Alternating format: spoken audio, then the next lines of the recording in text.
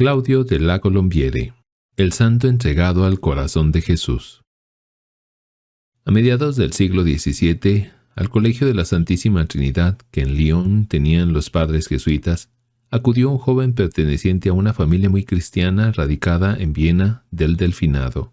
Ya antes había sido alumno del Colegio de Jesuitas del Buen Socorro, en la misma Viena, y había recibido cristianísima educación en su familia, a la que los libros de la Visitación llaman familia de santos. Su misma madre, en el lecho de muerte, le había profetizado: «Hijo mío, tú tienes que ser un santo religioso». Y, en efecto, en contacto con los jesuitas del colegio, Claudio de la Colombiere sintió nacer en su alma la vocación religiosa, no sin repugnancia. Él mismo nos dirá más tarde en sus apuntes de ejercicios que sentía una grandísima aversión a la vida que iba a abrazar, porque, añade, los planes de Dios nunca se realizan sino a costa de grandes sacrificios, pero no importaba el precio cuando se trataba de conseguir la realización de su ideal de santidad. Su fino instinto le había dicho que en la compañía de Jesús podía llegar a ser santo, y por eso se dedicó a solicitar la admisión. He ingresado, escribía después, en la compañía por el aprecio que siempre tuve a sus sabias reglas y por haber visto que los superiores sabían exigir de tal modo su observancia que me persuadí sería cosa muy fácil en la compañía santificarse uno mismo y ayudar con la palabra y el ejemplo a la santificación de los demás. De esta manera fue como el 25 de octubre de 1658, a los 18 años de edad, Claudio entraba en el noviciado de Aviñón. Eran días muy revueltos para la ciudad de los papas, como consecuencia de las disensiones entre el beato Inocencio XI y Luis XIV. La ciudad se iba a ver invadida por las tropas francesas, ocupación que añadiría nuevas zozobras a las que ya producían la tensión existente entre los nobles y los plebeyos, y la actividad proselitista de los calvinistas. Pero todas estas cosas le sirvieron a Claudio de estímulo para realizar con mayor perfección sus 2 años de noviciado y sus estudios de filosofía, además de ejercitarse en el magisterio con los niños, alumnos externos, en el colegio de la misma ciudad. Aviñón, pacificada ya, celebró con gran solemnidad la canonización de San Francisco de Sales. El sermón que con esta ocasión pronunció el joven y fervoroso Claudio de la Colombiere le hizo destacarse de tal manera que fue destinado a estudiar teología en París, la gran ciudad formadora de santos. Allí le esperaba un cargo importante, el de regente de estudios de los 2 hijos de Colbert, el célebre ministro del Tesoro de Luis XIV, y le esperaba también una gran pena. Había recogido en un cuaderno, junto a otras curiosidades literarias, un epigrama contra el ministro, sin mala intención, puramente por el ingenio con que estaban redactados los versos, pero le sorprendieron el cuaderno. El ministro se quejó amargamente al padre provincial y exigió la destitución inmediata del preceptor y su alejamiento de París.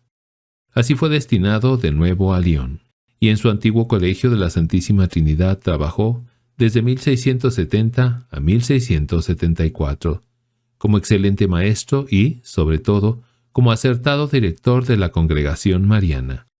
Faltaba dar la última mano a su formación jesuita. Por eso, sus superiores le enviaron a hacer la 3ª aprobación. Fue una época decisiva en su vida.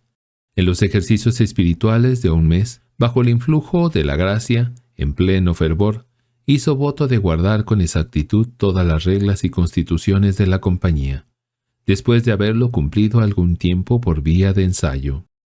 Sabemos cuáles fueron los motivos que le movieron a tan heroica resolución.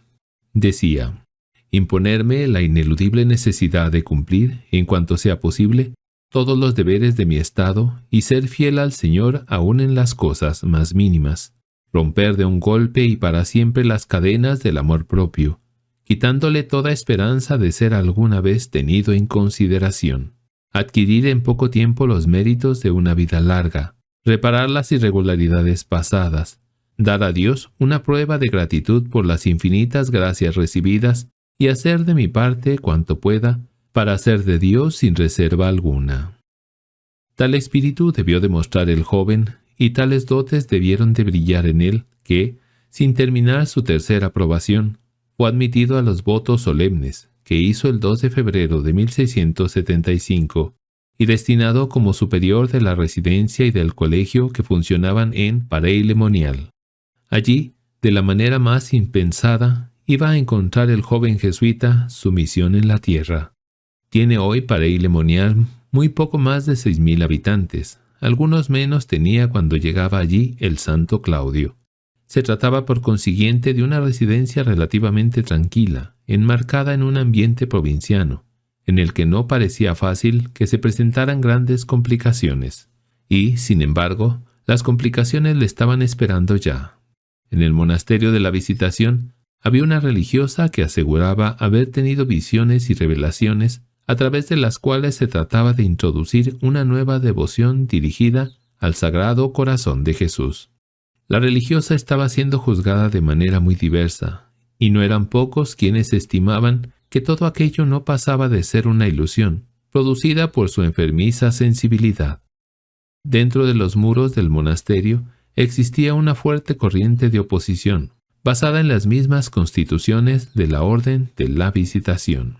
Y las personas de fuera que habían sido consultadas parecían inclinarse casi unánimemente hacia esta misma solución negativa. La religiosa, Margarita María de Alacoque, se encontraba por consiguiente en extrema aflicción, pero había oído un día al Señor decirle: «Vive tranquila, yo te enviaré a mi siervo fiel». Y el siervo fiel llegó. El nuevo superior de los jesuitas se acercó al monasterio y dirigió una plática a la comunidad. Margarita María oyó una voz que le decía con toda claridad: «Es ese el que te he enviado». Y los acontecimientos lo confirmaron ampliamente. «Bien pronto», escribe la santa, «me di cuenta de la verdad de tales palabras, puesto que en la primera confesión que hice con él, durante las témporas, sin que nunca antes nos hubiésemos visto ni tratado, me habló como quien conocía perfectamente lo que me pasaba. Volví a los pocos días y, aunque entendía ser voluntad de Dios que le hablara, experimenté una muy extraña repugnancia cuando me llegó el turno de acercarme al confesionario. Le manifesté sencillamente lo que me sucedía, y me contestó que él estaba contento de poderme proporcionar oportunidad para ofrecer un sacrificio al Señor. Libre entonces de toda pena, le abrí mi alma totalmente, tanto lo bueno como lo malo. Fue grande mi consuelo cuando me aseguró que no tenía nada que temer por el espíritu que me guiaba, mientras no me desviara de la santa obediencia, y que estaba obligada a seguir sus impulsos hasta el sacrificio y la inmolación. La reacción que esta manera tan decisiva de comportarse del joven jesuita, recién salido de la tercera aprobación y apenas llegado a la residencia de Paray-le-Monial, tenía que producir, llegó en efecto. No faltaron críticas ni juicios poco favorables. El padre, nos dice la santa, tuvo que sufrir mucho por causa mía. Se decía que yo pretendía engañarle con mis ilusiones, pero él no se preocupaba de habladurías, y no dejó de ayudarme en el corto tiempo que estuvo en la ciudad, y siempre ha continuado ayudándome. No todo fueron penas, hubo también alegrías.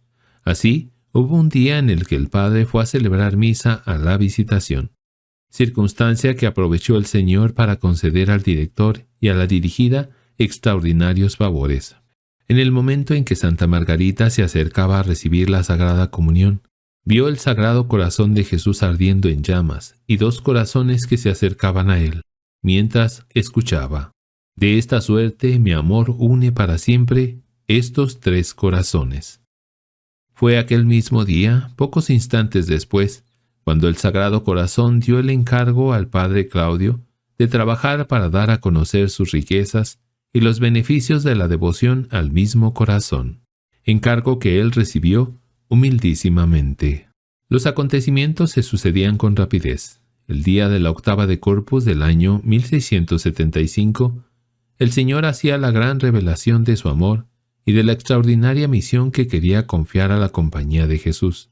Después de haber pedido una fiesta especial en el día siguiente a la octava de Corpus, dedicada a su corazón, prometió derramar con abundancia su amor sobre cuantos le dieren y procuraren que otros le tributasen honor.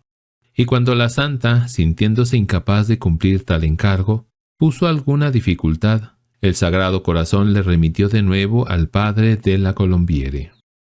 El viernes después de la octava de Corpus, 21 de junio, fiel a esta invitación, el santo Claudio de la Colombiere se consagraba por entero al corazón de Jesús.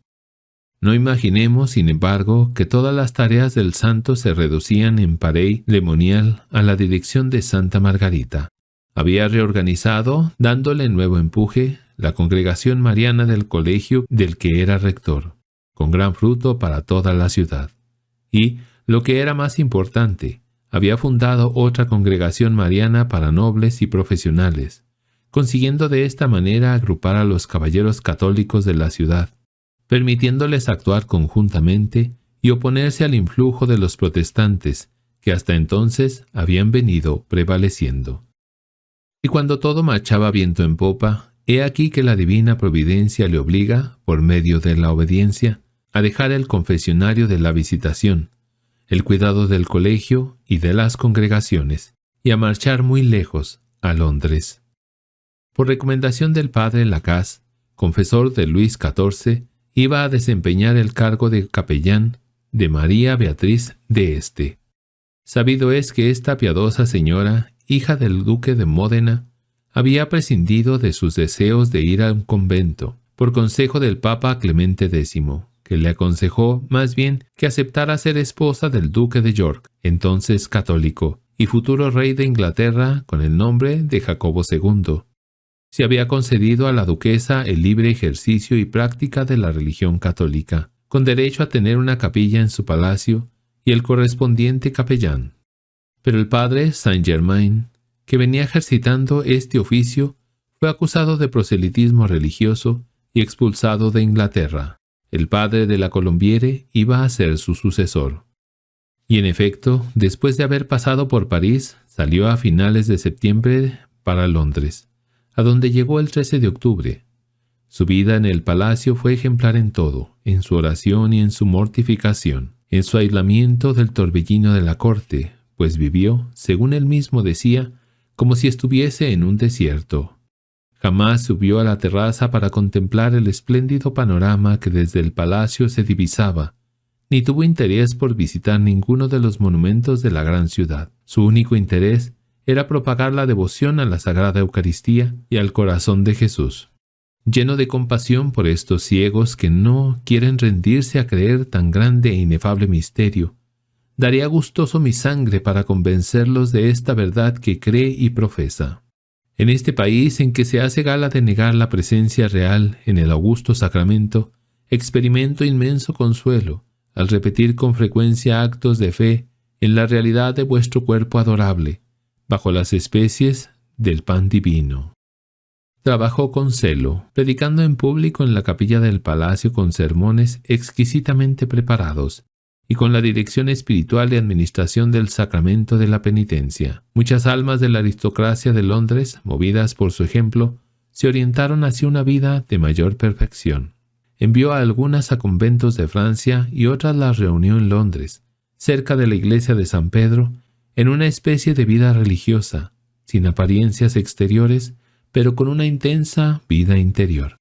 Era demasiado para lo que el ambiente consentía.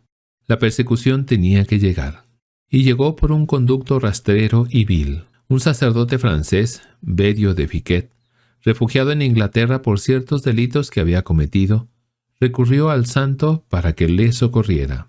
Así lo hizo durante algún tiempo, pero cuando el desdichado sacerdote mostró de nuevo la bajeza de sus inclinaciones, se vio obligado a despedirle.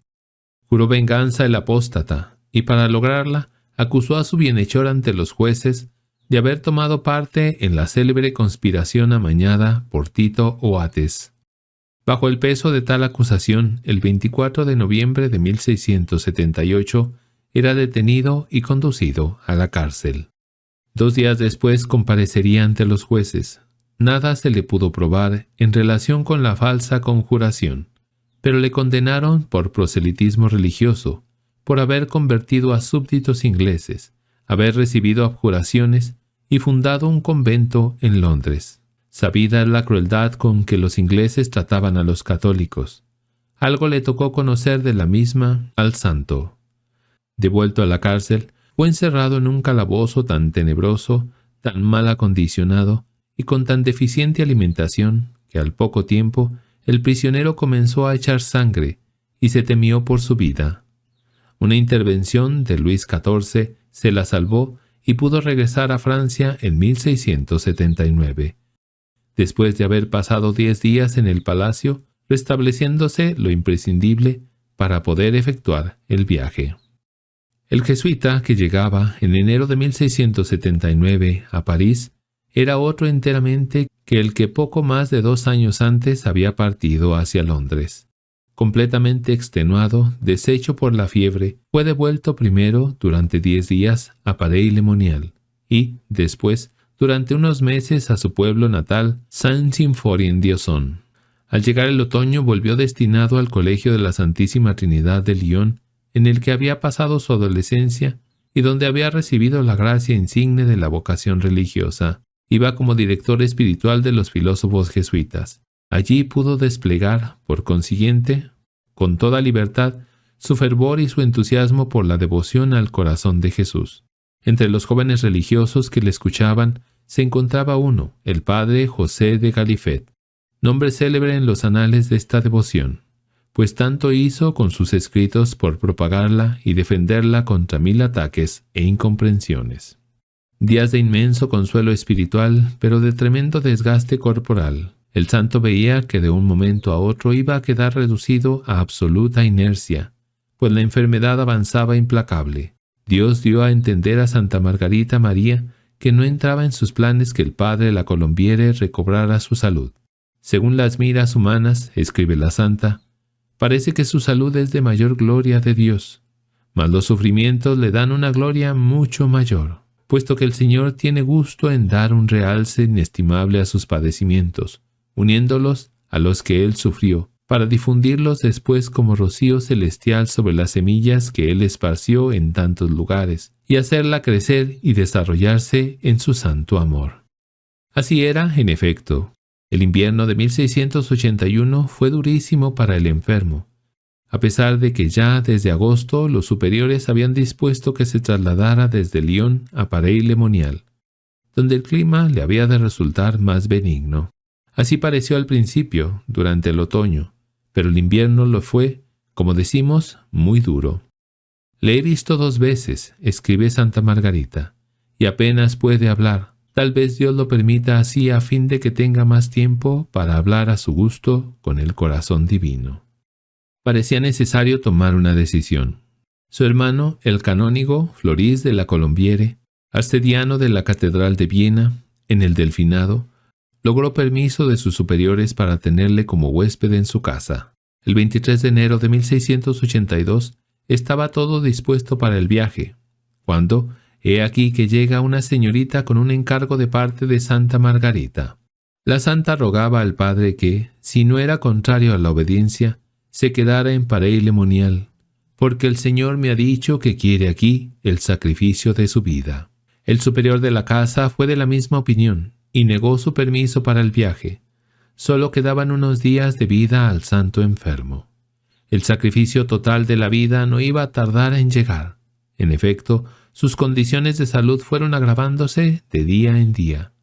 Y el 15 de febrero de aquel mismo año, 1682, el santo Claudio de la Colombiere entregaba su alma a Dios. Contaba solo 41 años y 13 días de edad. Quedaba sobre la tierra, confortada por su santa muerte, Santa Margarita María. Unas horas después de los funerales decía llena de confianza a una señorita amiga: «Deje ya de afligirse, invóquelo con toda confianza, porque Él puede socorrernos». El padre Claudio de la Colombiere fue beatificado por el Papa Pío XI en 1929, y el Papa Juan Pablo II le declaró santo en 1992. San Claudio de la Colombiere ruega por nosotros.